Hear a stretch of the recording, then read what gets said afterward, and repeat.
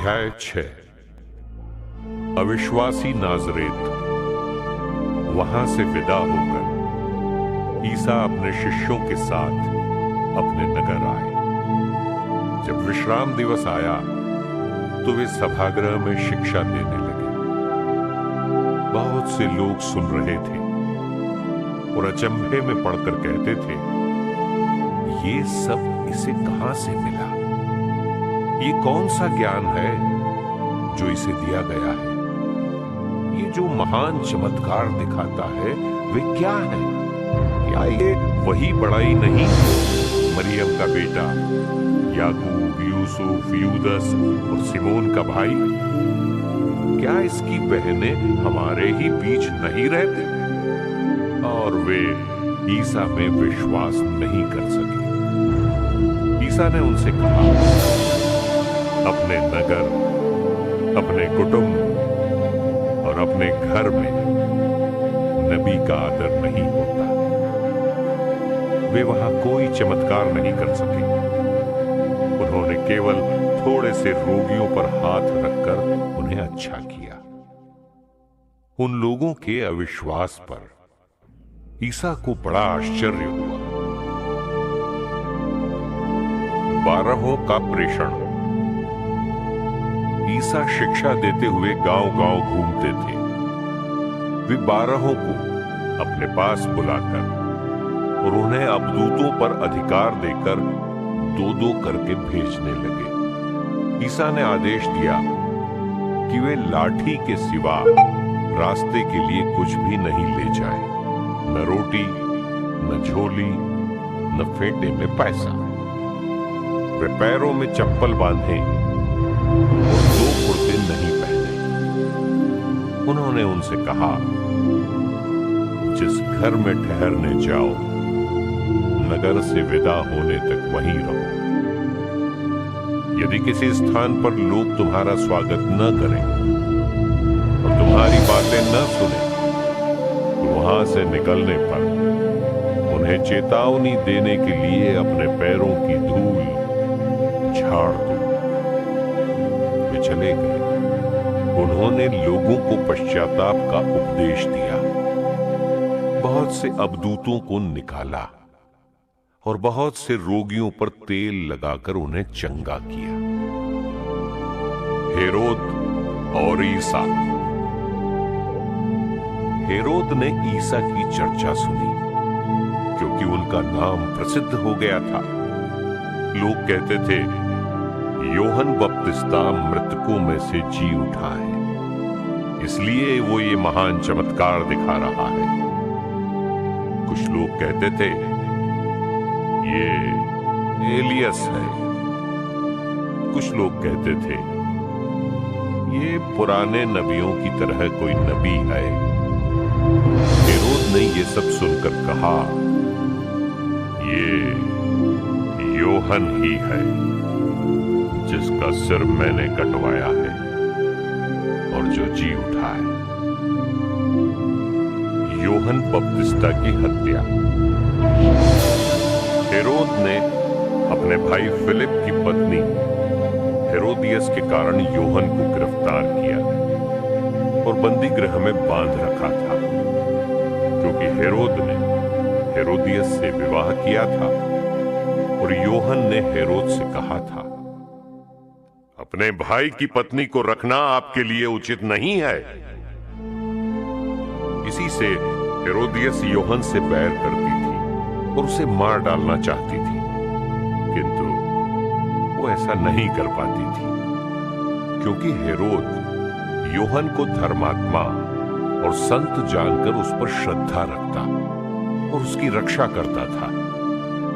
हेरोद उसके उपदेश सुनकर बड़े असमंजस में पड़ जाता था, फिर भी वो उसकी बातें सुनना पसंद करता था।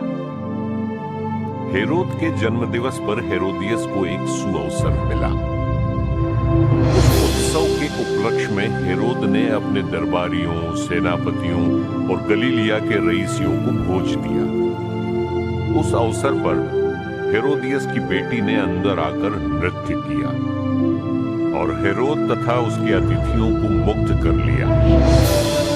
राजा ने लड़की से कहा, जो भी चाहो मुझसे मांगो, मैं तुम्हें दे दूंगा। और उसने शपथ खाकर कहा, जो भी मांगो, चाहे मेरा आधा राज्य ही क्यों ना हो, मैं तुम्हें दे दूंगा।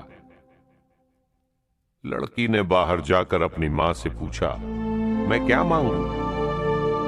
उसने कहा,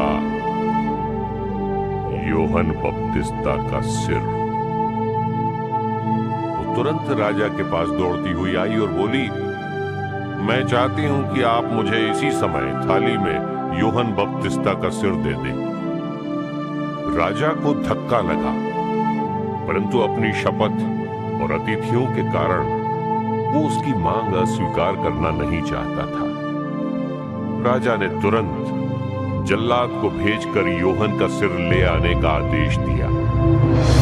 जल्लाद ने जाकर बंदी गृह में उसका सिर काट डाला और उसे थाली में लाकर लड़की को दिया, और लड़की ने उसे अपनी मां को दे दिया। जब यूहन्ना के शिष्यों को इसका पता चला तो वे आकर उसका शव ले गए और उन्होंने उसे कब्र में रख दिया। रोटियों का चमत्कार।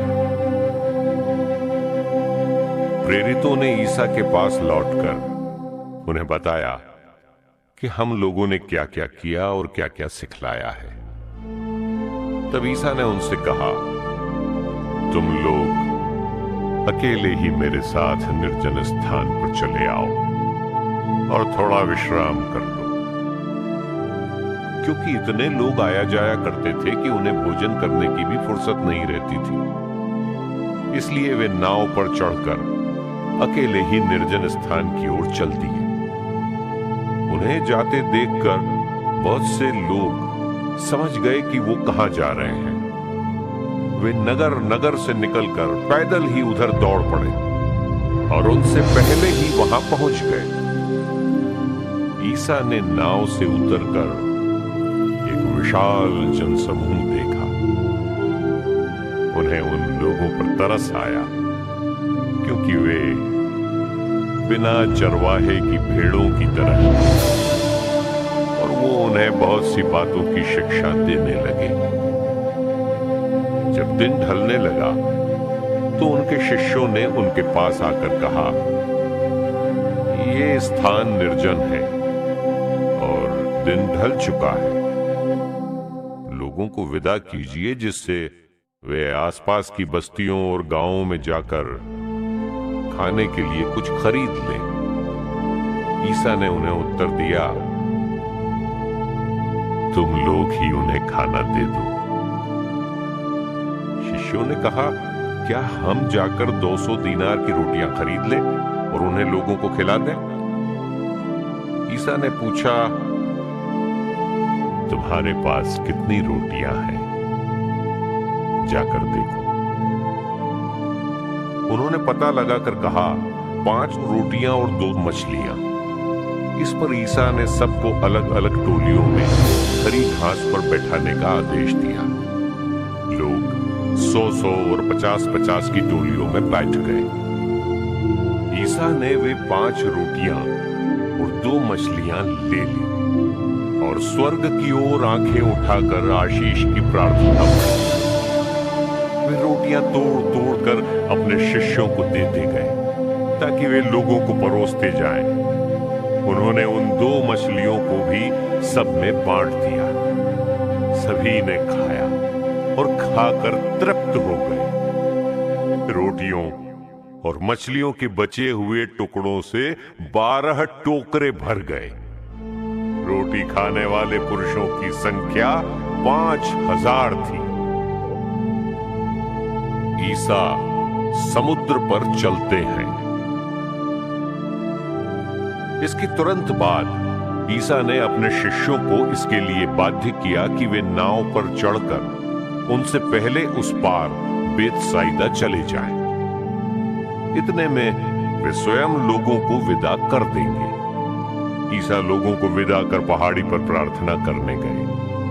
संध्या हो गई थी नाव समुद्र के बीच में थी और ईसा अकेले स्थल पर थे। ईसा ने देखा कि शिष्य बड़े परिश्रम से नाव खे रहे हैं, क्योंकि वायु प्रतिकूल थी। इसलिए वे रात के लगभग चौथे पहर समुद्र पर चलते हुए उनकी ओर आए और उनसे कतरा कर आगे बढ़ना चाहते थे। शिष्यों ने उन्हें समुद्र पर चलते देखा।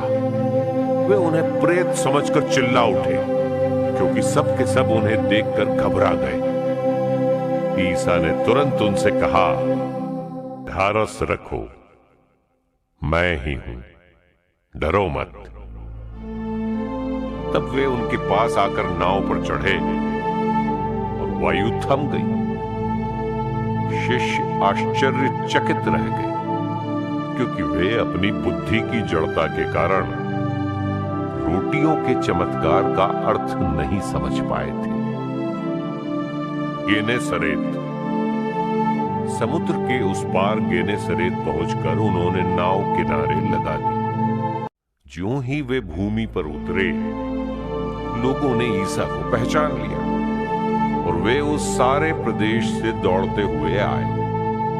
जहां कहीं ईसा का पता चलता था, वहां वे चारपाइयों पर पड़े रोगियों को उनके पास ले आते थे।